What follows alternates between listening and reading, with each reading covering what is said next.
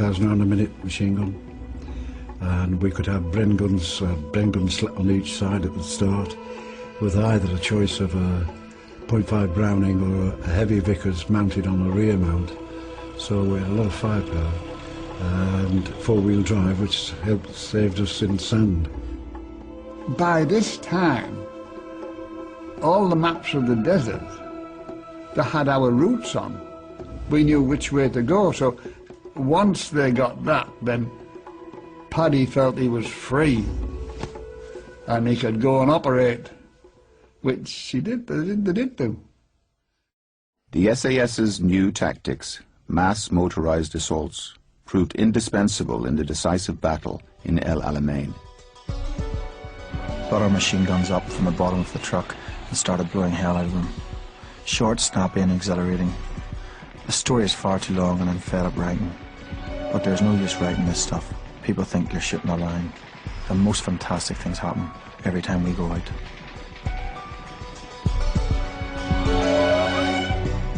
The German command admitted the SAS caused more damage than any other British unit, with only a handful of men. In a little over a year, they had destroyed over 250 aircraft, more than the entire RAF. Maine personally destroyed over 100 aircraft and led the SAS charge, blowing up runways, attacking lorries, derailing trains, and inflicting hundreds of casualties.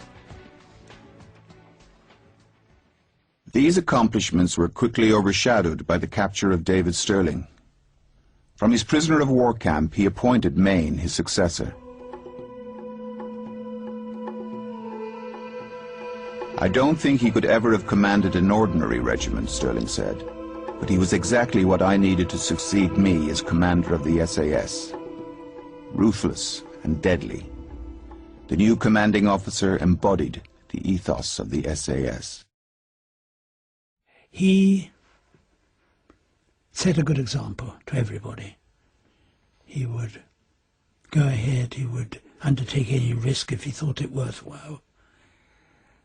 And he was a first-class soldier, there's no doubt about that. I mean, if we had armies made of men like this, you'd win the wars more quickly. You always knew that Paddy would never leave you in the lurch. You know, if there was a man left, he'd go for him, you know. But total lack of fear, I suppose. He didn't seem to have any fear of anything. And an intense dislike of Germans. You could always call it hatred. Maine's first battle as commander was not against the enemy, but his own superiors who wanted to be rid of the SAS and their unorthodox style of warfare. Summoned to Cairo, Maine argued his case. Maine had little experience negotiating with army bureaucracy, but eventually agreed a compromise, a more conventional infantry role for his men, and a name change, the SRS, the Special Raiding Squadron. While in the middle of this military spotlight in Cairo, Maine was informed of his father's death, but was refused leave to attend the funeral. He embarked on a serious drinking binge, smashing up a number of restaurants in the center of Cairo. This incident was covered up, which allowed Maine, now 28 years old, to set about training the Special Raiding Squadron for the 1943 invasion of Sicily.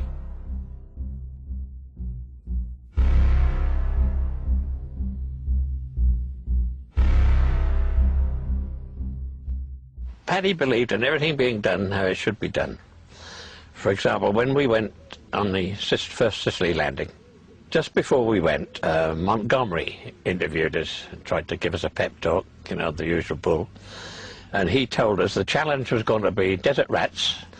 Well, then Paddy followed on from that to say we were on a very fluid operation.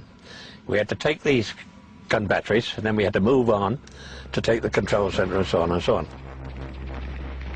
They stormed the shores and destroyed the German batteries, taking over 200 prisoners, and for his part, Paddy Maine received a second DSO. The SRS was now headed to the Italian mainland and their next target, Termoli, gateway to Rome. It was here that Paddy and his men would pay a heavy price for the compromise negotiated in Cairo. we were now part as a group of infantry.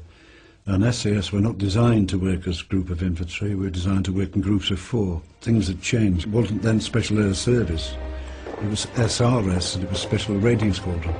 They took our beige berets off us and made us wear red berets.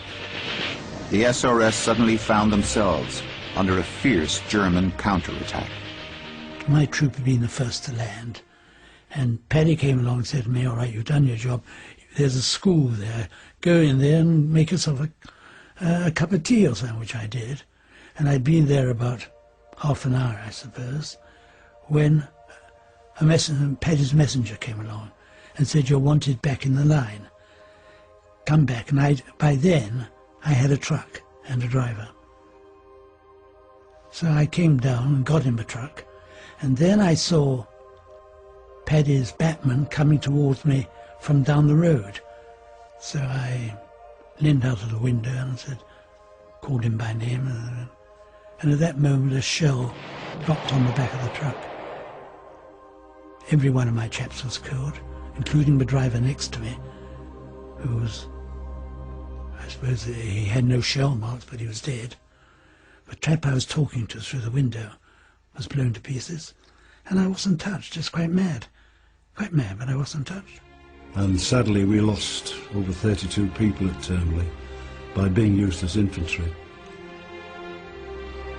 The Allies took Termley, with a huge toll of death, including the personal losses to date of his brother, father and best friend, Owen McGonigal, was surely having its effect on the war-hardened Maine.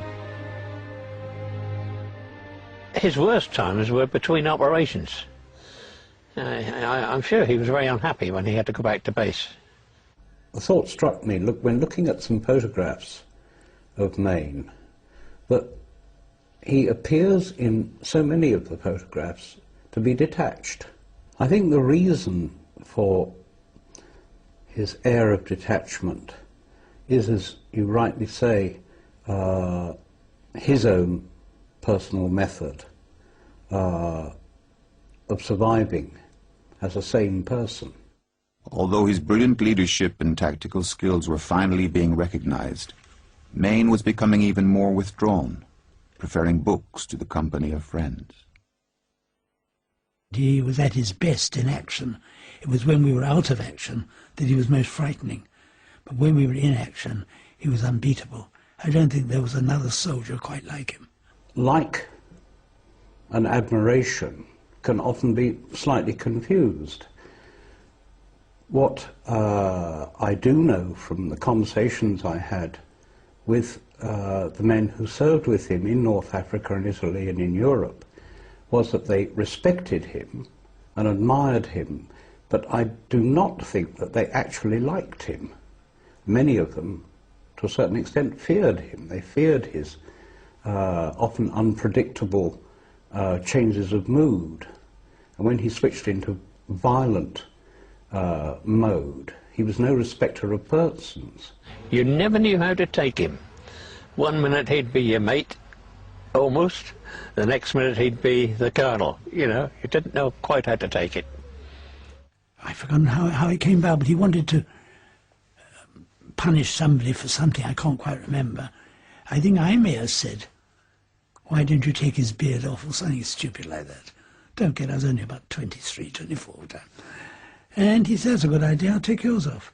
And he did. In other words, he took out his cutthroat. No, he got his batman to fetch his cutthroat. And he got on top of me. And don't forget, he was 6'4", one of the finest forwards on the rugged field you'd ever meet. He put his knees on my arms. I mean, there was nothing I could do. Took out his razor and shaved off half my beard without any soap or water. That was the most frightening moment I ever had, I think. I really thought he would cut my throat, but he didn't. A new challenge faced Paddy Maine: how to use his men in the Second Front in France. In 1944, Maine returned to England as newly promoted lieutenant colonel, and his unit renamed the SAS in acknowledgement of their unique method of operation.